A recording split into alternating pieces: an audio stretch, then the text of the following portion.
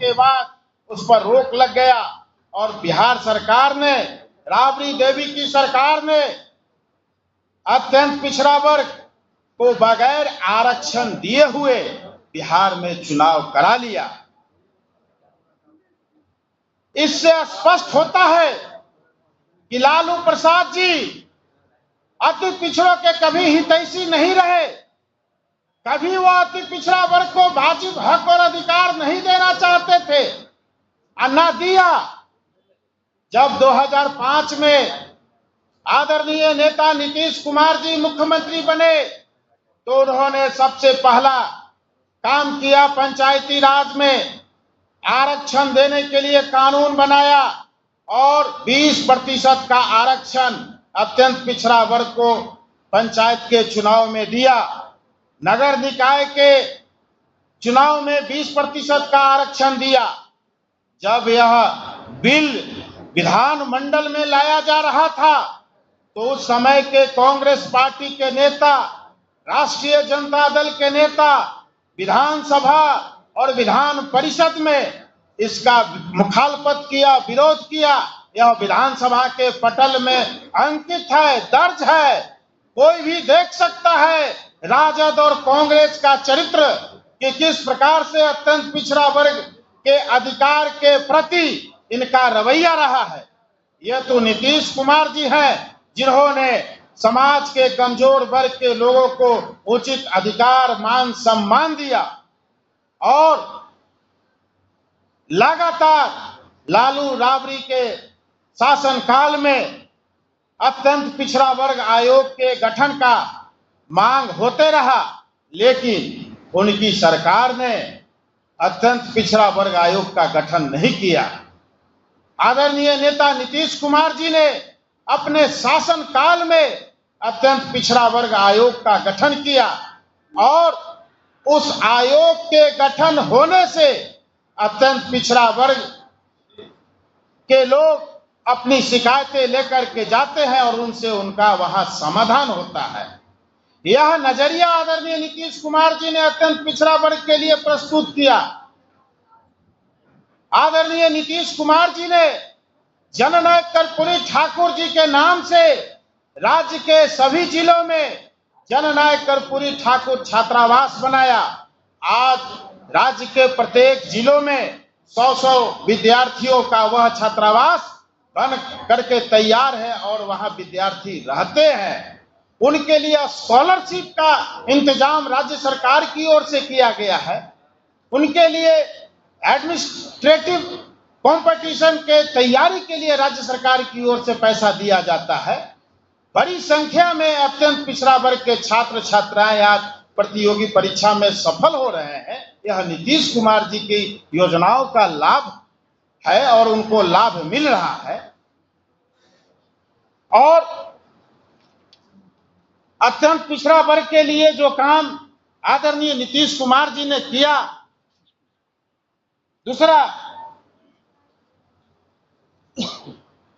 माननीय नीतीश कुमार जी तो लालू प्रसाद जी अपने शासनकाल में, राबड़ी देवी अपने शासनकाल में न्यायिक सेवाओं में आरक्षण देने में असफल रहे, लेकिन नीतीश कुमार जी ने अपने शासनकाल में बिहार में पहली बार न्यायिक सेवाओं में 12% अत्यंत पिछड़ा वर्ग के लोगों को आरक्षण दिया और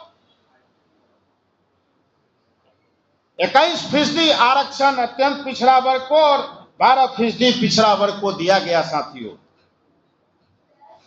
साथ ही जिस प्रकार से आदरणीय मुख्यमंत्री नीतीश कुमार जी ने और हमारी सरकार ने अत्यंत पिछड़ा वर्ग के लिए सरकारी नौकरियों में आरक्षण की व्यवस्था का विस्तारीकरण किया और सरकारी निविदाओं में भी हमारी सरकार ने अत्यंत पिछड़ा वर्ग के लिए भी ठेकेदारी में आरक्षण की व्यवस्था की थी, लेकिन किन्हीं कारणों से कोर्ट के माध्यम से उस आरक्षण की व्यवस्था पर रोक लग गई। हम आगे भी इस दिशा में सरकार के स्तर पर कार्रवाई करेंगे। माननीय मुख्यमंत्री नीतीश कुमार जी लगातार अत्यंत पिछड़ा वर्ग के लिए काम करते रहे हैं और लालू जी जननायक कर्पूरी ठाकुर जी को भारत रत्न से विभूषित करने के लिए कभी भी अपनी सरकार की ओर से केंद्र सरकार को अनुशंसा नहीं किया। नीतीश कुमार जी ने भारत सरकार से कई बार अनुशंसा किया और उनके अनुरोध पर वर्तमान केंद्र की सरकार माननीय प्रधानमंत्री नरेंद्र मोदी जी की सरकार ने जननायक कर्पूरी ठाकुर जी को भारत रत्न से विभूषित किया। यह बड़ी उपलब्धि है।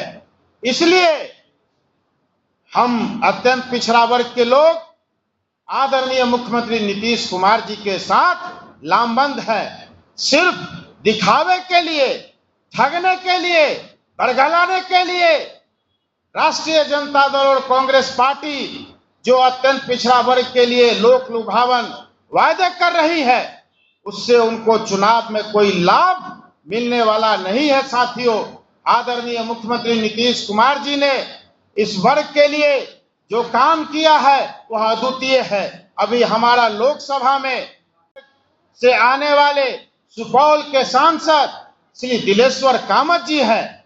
हमारी पार्टी जनप्रतिनिधित्व में भी अत्यंत पिछड़ा वर्ग के लिए खूब ख्याल रखती है। सबसे ज्यादा हम लोग चुनाव लड़ाते हैं, नेता बनाते हैं। राष्ट्रीय जनता दल में कोई ऐसा व्यक्ति नहीं आपको मिलेगा जो अत्यंत पिछड़ा वर्ग का ऐसा व्यक्ति हो जो निर्णायक भूमिका में हो, निर्णायक भूमिका में हो, मुखौटा के लिए नहीं। इन्हीं चंद बातों के साथ मैं आज का इस संवाददाता सम्मेलन में अपनी बात को रखा। अगर इसके अलावा भी कोई सवाल हो तो आप कर सकते हैं। आगामी चुनाव में नेता नीतीश कुमार कितनी हिस्सेदारी देगी इस बार? हमारी पार्टी की ओर से लोकसभा चुनाव हो, विधानसभा चुनाव हो, समुचित भागीदारी देने का इतिहास रहा है। आसन्न विधानसभा चुनाव में भी जनता दल यूनाइटेड उचित भागीदारी अत्यंत पिछड़ा वर्ग को देगी।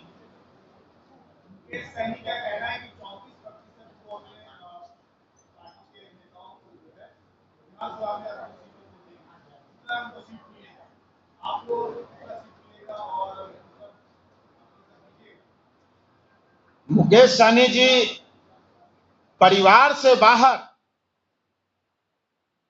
अत्यंत पिछड़ा वर्ग के लोगों को टिकट देते हैं, उसका परसेंटेज बताएंगे, तब उसके बाद हम लोग इस पर बात करेंगे।